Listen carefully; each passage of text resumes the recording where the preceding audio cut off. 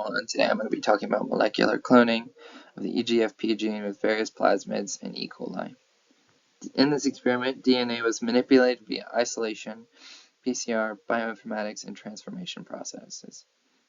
A donor PEGFPX3N1 plasmid and target PET-41A+ plasmid were isolated from specific E. coli cells and quantified, and then PCR amplified these plasmids, and then both plasmids were then digested with NCOI and NOTI, endo-restrictive enzymes. After being digested, these plasmids were turned into strands and then ligated together using DNA T4 ligase enzyme and formed a PET tiger plasmid, or PET tiger. And then PET tiger along with the PET41 plasmids were then transformed along with, E. coli cells were transformed with these two plasmids, and then with various selective media were experimented upon. The selective media in question was the kanamycin, ampicillin, and then kanamycin plus IPTG.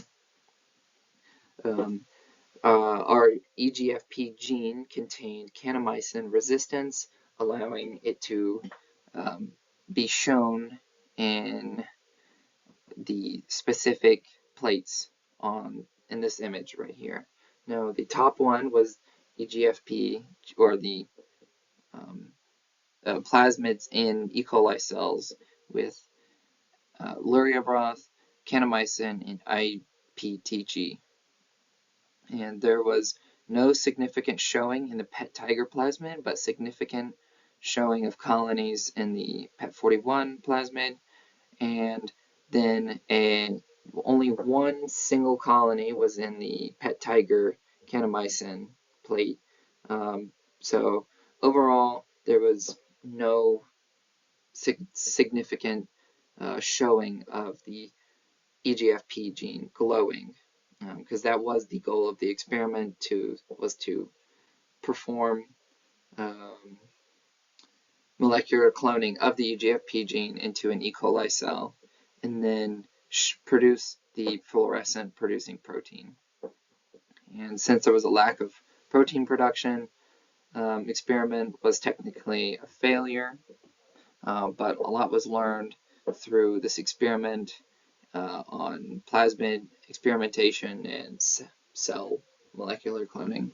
A future direction could be taken to using different DNA ligases, such as DNA ligase T3 and T7, and then E. coli DNA ligase.